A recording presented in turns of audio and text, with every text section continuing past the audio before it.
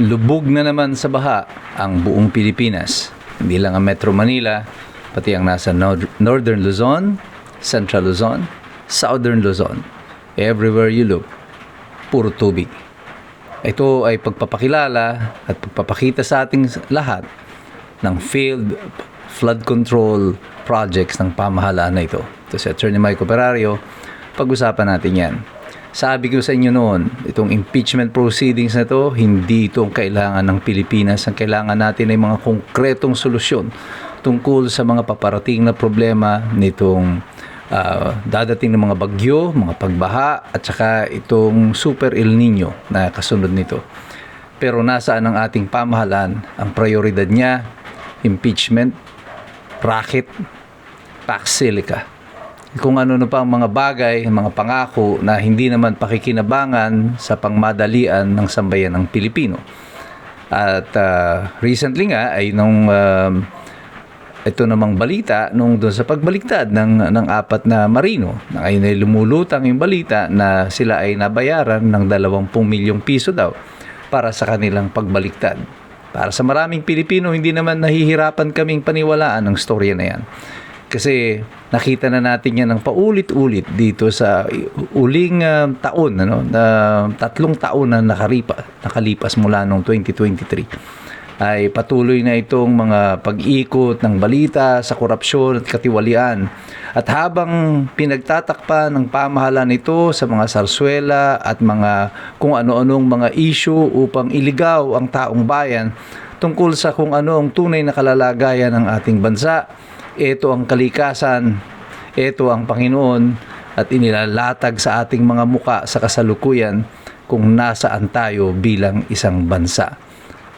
Ang mahagandang pagmasdan dito ay ang tila ba biglang katahimikan nitong mga dilaw ng pink, ng mga pulahan, yung mga komunista, at saka itong administrasyon. Tungkol ngayon dito sa issue ng pagbaha. Tahimik. Pati ang media, social media, ang media panakanaka, inire-report lang kung ano yung sitwasyon ng baha. Pero wala nang bumabalik doon sa issue ng katiwalian sa flood control. Kaya tayo naririto, kung natatandaan ninyo, yung unang sona ng Pangulo, pinagmamalaki niya yung kanyang 5,500 na flood control. Na sumunod na taon, nandyan naman, na-overwhelm lang. Nung sumunod na taon, inamin niya, may mga nagnakaw, pero hindi siya. At sinasabihin niya na mahiya naman daw itong mga nagsipagnakaw. Nasaan na yung mga nagsipagnakaw? Wala pa rin pong nasasampahan ng kaso, kundi yung mga kalaban ng pamahalaan. So, paano maniniwala ang taong bayan sa sitwasyon na yan? Kaya nung pa sinasabi ko sa inyo, huwag natin masyadong aliwin ang ating sarili dito sa mga proseso natin ng impeachment. Balikan natin yung totoong problema ng ating bansa. Yung flood control, yung katiwalian, at yung walang habas na pagnanakaw. Kasi sa tingin ko, ang impeachment nito at ang lahat na nangyayari ngayon sa politika ng bansa ay pagliligaw lang sa mga Pilipino upang hindi natin mapuna na kung nasaan yung totoong problema. Ito nga, yung nakawan sa flood control. Pero yung kalikasan na nagre-reveal ng lahat. At nire-remind tayong lahat ng mga Pilipino, kayo na mga nasa administrasyon, yung mga dilaw, mga pink, yung mga komunista, na pumapalakpak, takot na takot banggitin yung pangalan ni BBM. Pag ang pinag-uusapan ay flood control, kasama na sila doon sa mga nagtatakip. Ang inyong katahimikan ay bahagi ng inyong pagpayag. Ang inyong katahimikan ay nangangahulugan ng inyong pagkonsinti dito sa nagaganap sa ating lipunan. So wala kaming tiwala sa inyo. Ang inyong mga patutsada ng mga ikulong na yan, mga kurakot, hindi kami naniniwala dyan. Kasi bahagi kayo ng pangungurakot na ito, kanya kayo na andyan sa panig na yan. Hindi nyo maitatanggi na ang hanay ng mga pula, ng mga komunista, ng mga dilaw, ng pink, ay kakapanalig na ngayon ng administrasyon ni Marcos. Kaya hanggang ngayon, yung mga totoong sangkot dito, Babalikan uli natin yung mga malinaw na pangalan na dapat ay nadamay dito ni hindi na ngayon pinag-uusapan.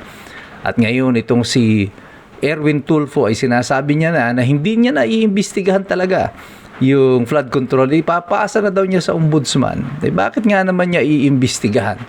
Kasama yung pangalan niya doon sa binabanggit ng 18 Marines na nabibigyan or nabigyan di umano ng mga maleta.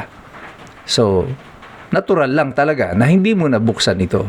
Despite of the previous posturing at pagyayabang sa Senado na marami silang ipapasampina, papatawag yung 18 mga marino, ngayon ay umurong na yung kanyang at ipapasa na lang daw niya sa ombudsman at hindi naman na sikreto ito. Alam na natin to. Pag ito ay nakarating sa ombudsman, ang makakasuhan lang nito, sigurado, yung mga oposisyon na naman.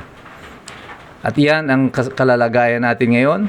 Hindi makakasuhan ni hindi na imbestigahan si Amena Pangandaman, sina Lucas Bersamin at saka si Adrian Bersamin ni hindi ipinatawag ni walang ginawang anumang uri ng investigasyon laban sa mga tao na ito. Ang mga favored na mga sinasabi ni BBM ng mga kontratista, wala ring nangyari. Yung 65 contractors ni Ping Lacson, wala ring nangyari. Nasaan ang lahat ng ito? Ibinabaon na sa limot at inaasahan nila maigsi ang memorya ng mga Pilipino at hindi na natin matatandaan ito. Pero nagkakamali kayo. Hindi ang impeachment ang magliligaw sa amin sa katotohanan at sa kung ano mga dapat naming tanungin. Meron kayong pananagutan.